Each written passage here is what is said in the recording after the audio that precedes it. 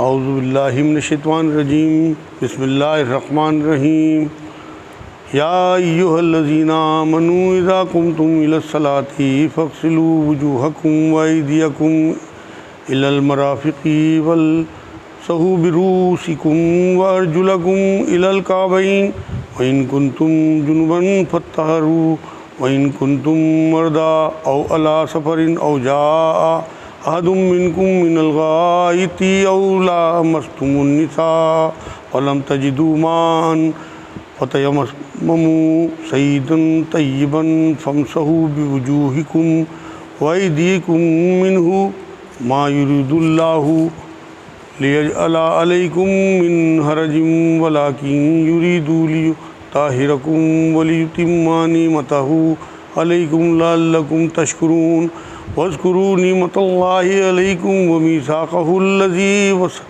واثقكم به إذ قلتم سمعنا وأطعنا واتقوا الله إن الله عليم بذات الصدور يا أيها الذين آمنوا كونوا قوامين لله شهداء بالقسط ولا يجرمنكم شنآن قوم على ألا تعدلوا اعدلوا هو أقرب للتقوى واتقوا الله إن الله خبير بما تعملون وعد الله الذين آمنوا وعملوا الصالحات لهم مغفرة وأجر عظيم والذين كفروا وكذبوا بآياتنا أولئك أصحاب الجحيم يا أيها الذين آمنوا اذكروا نعمة الله عليكم إذ هم قوم أن يبسطوا إليكم أيديهم فكف أيديهم عنكم واتقوا الله وعلى الله فليتوكل المؤمنون صدق اللہ العظیم۔ السلام علیکم ورحمۃ اللہ وبرکاتہ۔ ترجمہ اس قرآن کے سلسلے میں آج آپ نے سورہ مائدہ کا دوسرا رکوع سماعت فرمایا تلاوت، اس کا ترجمہ اور ہلکی پھلکی تفسیر میں آپ کے سامنے پیش کرتا ہوں۔ الحمدللہ رب العالمین والصلاة والسلام علی رسول الکریم وعلی آلہ وصحبہ اجمعین، اما بعد۔ اعوذ باللہ من الشیطان الرجیم بسم اللہ الرحمن الرحیم۔ رب اشرح لی صدری ویسر لی امری واحلل عقدۃ من لسانی یفقہوا قولی۔ سبحان ربک رب العزۃ عما یصفون وسلام علی المرسلین والحمد للہ رب العالمین۔ سورہ مائدہ پارہ نمبر 6 آیت نمبر 6۔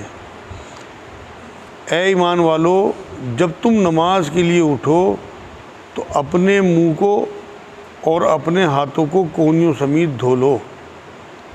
مطلب پہلے ہاتھ دھوئے جائیں گے تاکہ پاک ہاتھوں سے بھی چہرہ پاک ہوگا۔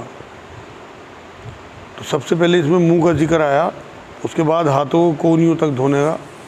تو یہ اس لیے میں بتا رہا ہوں کہ کوئی بھی کام شروع کرنے سے پہلے آپ ہاتھ پاک کریں گے، اور یہ تو وضو ہے، تو ہاتھ پاک کرنے کے بعد پھر آپ چہرہ دھوئیں گے، اس کے بعد پھر کونیوں تک ہاتھ دھوئیں گے۔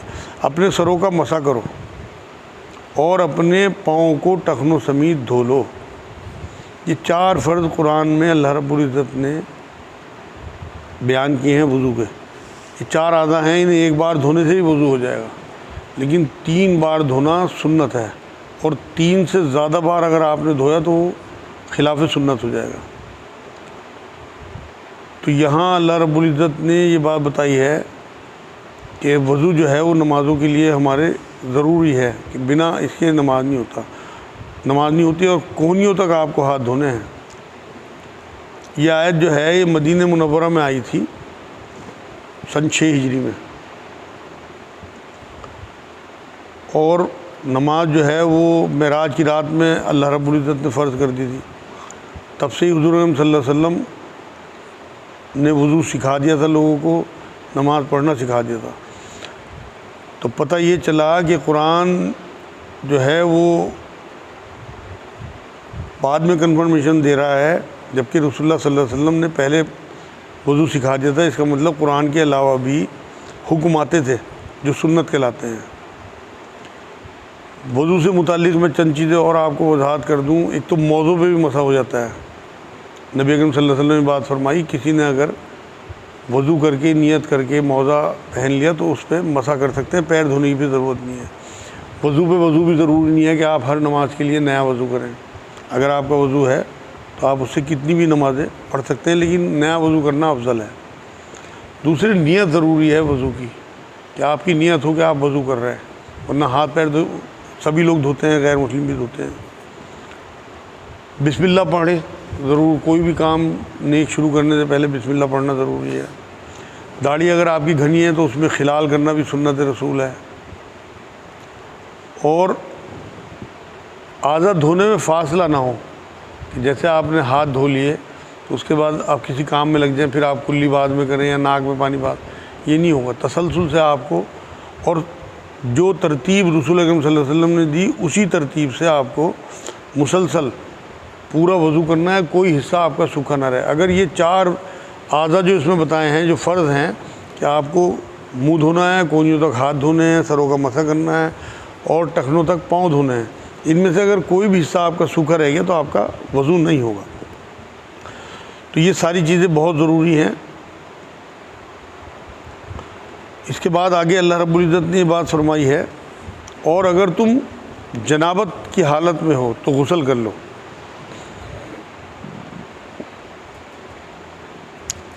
اگر تم نے جمع کیا ہو اپنی بیویوں کے ساتھ تو غسل ضروری ہے، تبھی تمہارے پاس جو ہے وہ طہارت کا معاملہ آئے گا۔ اب غسل کا ذکر تو قرآن میں آ گیا، کیسے کریں یہ تو نبی نے ہی بتایا صلی اللہ علیہ وسلم۔ اس لیے جو اہل قرآن لوگ ہیں وہ اس بات کو سوچیں کہ بنا حدیث کے کیا ہوگا، ہماری زندگی کیسے گزرے گی۔ تو جو منکرین حدیث ہیں وہ غسل کیسے کریں گے؟ اگر صرف قرآن کے اوپر ہی رہیں کہ ہم تو قرآن کو مانتے ہیں بس، تو حدیثوں کا معاملہ بہت ضروری ہے۔ بنا حدیثوں کے انٹرپریٹیشن آپ نہیں کر سکتے قرآن کا۔ ہاں اگر تم بیمار ہو یا سفر کی حالت میں ہو، یا تم میں سے کوئی حاجت ضروری سے فارغ ہو کر آیا ہو، یا تم عورتوں سے ملے ہو اور تمہیں پانی نہ ملے تو تم پاک مٹی سے تیمم کر لو۔ مطلب یہ ساری چیزیں بتا دیں کہ اگر عورتوں سے تعلق بنایا ہو، یا سفر میں ہو، یا کوئی قضاء حاجت سے آیا ہو اور تمہیں پانی نہ میسر ہو تو تم تیمم کر لو۔ اب تیمم کے لیے بھی آپ کو آگے بتا دیا اللہ رب العزت، سب سے بڑی چیز جو ہے تیمم میں وہ ارادہ اور نیت ہے، اس کے لیے بھی ضروری تیمم کے لیے یہ بتایا کہ اسے اپنے چہروں پر اور ہاتھوں پر مل لو مٹی سے۔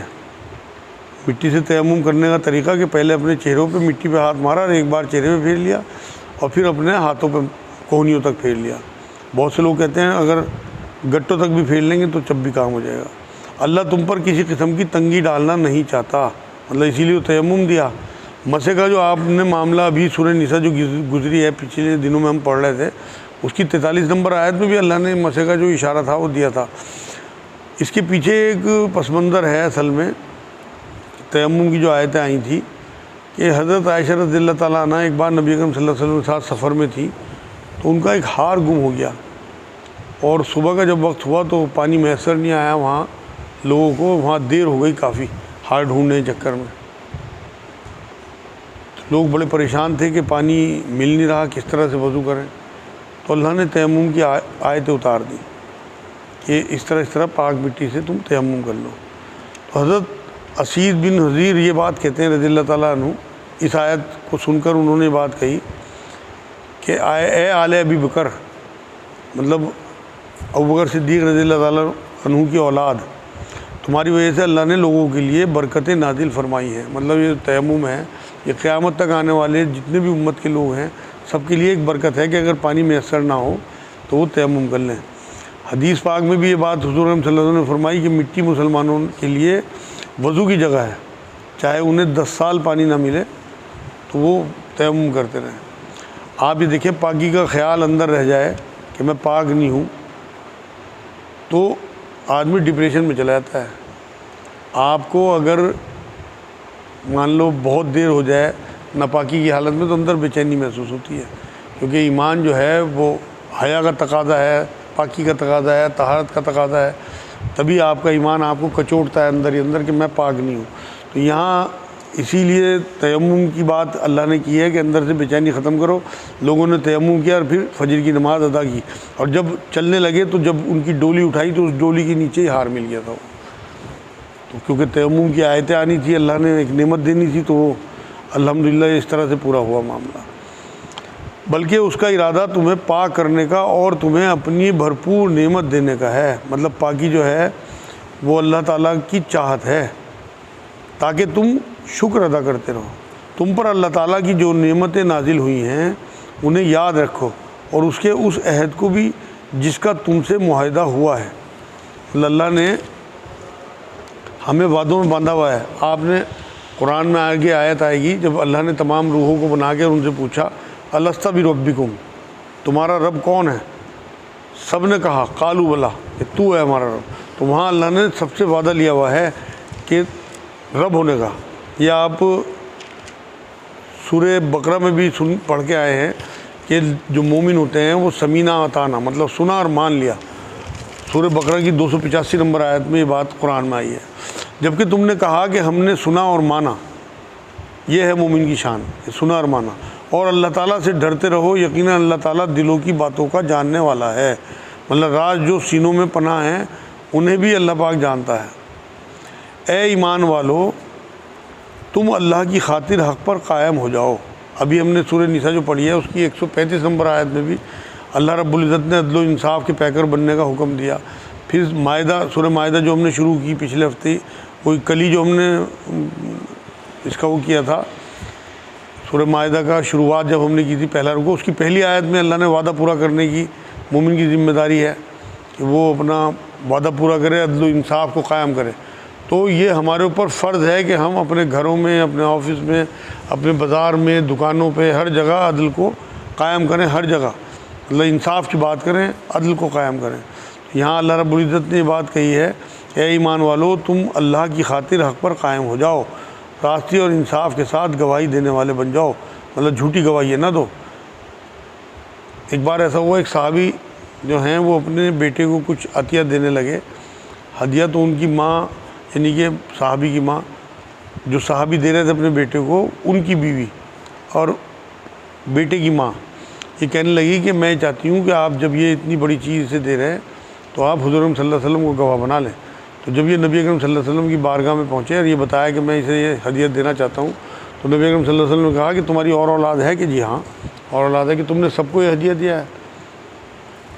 کہ جی نہ، سب کو دیا، میں اسی کو دے رہا ہوں بس۔ تو نبی اکرم صلی اللہ علیہ وسلم نے کہا نہ، میں اس بے انصافی کا گواہ نہیں بنوں گا، یا تو سب کو برابر دے۔ تو یہ انصاف کا معاملہ ہمیں اپنے گھروں میں بھی قائم کرنا ہے۔ جو میں بات کہہ رہا ہوں، اپنی دکان ہو، بازار ہو، آفس ہو، ہر جگہ آپ کو انصاف کی بات، آپ مطلب مشہور ہونے چاہیے کہ آپ ایماندار آدمی ہیں۔ تو یہاں اللہ نے یہ بات کہی ہے کہ انصاف کے ساتھ گواہی دینے والے بن جاؤ، کسی قوم کی عداوت تمہیں خلاف عدل پر آمادہ نہ کر دے۔ مطلب دشمنی جو ہے وہ کسی کے بھی خلاف جا رہی ہو کوئی بات، چاہے دشمن کی ہی مخالفت کیوں نہ ہو یا اس کے حق میں ہو، ہر حال میں تمہیں حق بات کہنی ہے۔ دیکھیے اس سے پہلے جو میں آپ کو بتا رہا ہوں سورہ نساء میں 135 نمبر آیت میں اللہ نے عدل و انصاف کا جو حکم دیا تھا، وہاں یہ بات کہی تھی اگر تمہارے دوست کے معاملے میں بھی تمہیں اگر یہ انصاف کی بات کرنی پڑے اور اس کے خلاف جا رہی ہو تب بھی کہہ دینا۔ یہاں دشمن کا ذکر کیا کہ اگر سامنے والا تمہارا دشمن ہو اور اس کے حق میں جا رہی ہو بات، تو تمہیں حق بات کہنی ہے، یہ نہیں دیکھنا کہ وہ دشمن ہے تو وہ تمہیں کسی قوم کی جو عداوت تمہیں خلاف عدل پر آمادہ نہ کر دے کہ تم اس وجہ سے عدل کرنے سے رک جاؤ کہ یہ میرا دشمن ہے۔ عدل کیا کرو جو پرہیزگاری کے زیادہ قریب ہے، اور اللہ تعالیٰ سے ڈرتے رہو، یقین مانو کہ اللہ تعالیٰ تمہاری اعمال سے باخبر ہے۔ مطلب جو ہے تقوی کے قریب تر ہے عدل کرنا، اور ہر ایک کی جواب دہی ہوگی، ہر ایک سے اللہ رب العزت سوال کریں گے۔ اللہ تعالیٰ کا وعدہ ہے کہ جو ایمان لائیں اور نیک کام کریں ان کے لیے وسیع مغفرت اور بہت بڑا اجر و ثواب ہے۔ ایمان کے بعد ہی نیک عمل قبول ہے۔ اب غیر مسلم کتنے نیک عمل کرتے ہیں، لیکن پہلی شرط جو ہے وہ وفاداری ہے اللہ سے۔ ایمان اگر نہیں ہے تو آپ کے نیک عمل کا بدلہ یہاں تو آپ کو تھوڑا بہت مل جائے گا کہ آپ کی تعریف ہو جائے، عزت ہو جائے، کچھ آپ کے کام بن جائیں، لیکن آخرت میں جو اس کا اجر ملنا ہے وہ اس کی شرط پہلے ایمان ہے۔ اور جن لوگوں نے کفر کیا اور ہمارے احکام کو جھٹلایا وہ دوزخی ہیں۔ اے ایمان والو، اللہ تعالیٰ نے جو احسان تم پر کیا ہے، مطلب جو نعمتیں دی ہیں، اسے یاد کرو جب کہ ایک قوم نے تم پر دست درازی کرنی چاہی تو اللہ تعالیٰ نے ان کے ہاتھوں کو تم تک پہنچنے سے روک دیا۔ اور اللہ تعالیٰ سے ڈرتے رہو، اور مومنوں کو اللہ تعالیٰ ہی پر بھروسہ کرنا چاہیے۔ مطلب جب دشمنوں نے ہاتھ بڑھانے چاہے تو اللہ نے ان کی ہمتوں کو پست کر دیا، ان کے جو ہاتھ تھے انہیں روک دیا۔ جیسے سب سے پہلا معاملہ تو آپ کو یاد دلا دوں میں، صلح حدیبیہ۔ اس ٹائم جو کافر تھے وہ بہت زیادہ ان کا خون کھولا ہوا تھا قریش کا، لیکن اللہ رب العزت نے ان کی ہمتوں کو پست کر دیا۔ اور بھی بہت سارے ایسے واقعہ ہیں۔ ایک بار نبی اکرم صلی اللہ علیہ وسلم پیڑ کے نیچے آرام فرما تھے، ایک دشمن نے آ کے حضور کی تلوار جو پیڑ پہ لٹک رہی تھی وہ اتار کے حضور اکرم صلی اللہ علیہ وسلم کے اوپر سوت دی وہ تلوار کہ اے محمد صلی اللہ علیہ وسلم اب آپ کو میرے سے کون بچائے گا۔ تو جب حضور کی آنکھ کھلی، انہوں نے تلوار اپنی گردن پہ رکھی ہوئی دیکھی تو فوراً بے ساختہ منہ سے نکلا کہ اللہ، اور یہ اللہ لفظ سننا تھا کہ اس دشمن کے ہاتھ کانپنے لگے اور تلوار گر گئی۔ تو وہاں اللہ رب العزت نے اس کے حوصلے ختم کر دیے بالکل، اور وہ دشمن جو ہے تلوار چھوڑ بیٹھا۔ تو اسی طرح سے بہت قصے ہیں۔ ایک بار بنو نصیر کے پاس جو ایک یہودیوں کا قبیلہ تھا، نبی اکرم صلی اللہ علیہ وسلم کچھ معاملے لے کے گئے تھے، ان سے معاہدہ تھا، لیکن انہوں نے سازش یہ کی کہ اوپر ایک بہت بڑا پتھر حضور کے بیٹھنے کی جگہ کے اوپر رکھ دیا، اور وہاں 2-3 آدمیوں ڈیوٹی لگا دی کہ جب نبی اکرم صلی اللہ علیہ وسلم بیٹھیں تو اس پتھر کو ان کے اوپر گرا دینا معاذ اللہ، جس سے کہ وہ فوت ہو جائیں۔ یہ نبی اکرم صلی اللہ علیہ وسلم کو اللہ نے وحی کے ذریعے یہ بات بتا دی، اور حضور وہاں سے چل دیے۔ اس کے بعد ہی پھر محاصرہ کیا تھا ان کا، اور پھر ان سے بدلہ لیا تھا سارا معاملے کا، کیونکہ انہوں نے معاہدہ توڑا تھا۔ تو اللہ نے وہ یاد دلایا کہ میں نے بہت سے معاملے ایسے کیے ہیں کہ تمہارے دشمنوں کے ہاتھ روک دیے۔ یہ آج الحمدللہ سورہ مائدہ کا دوسرا رکوع پورا ہو گیا، 11 نمبر آیت تک۔ وما علینا الا البلاغ۔ السلام علیکم ورحمۃ اللہ۔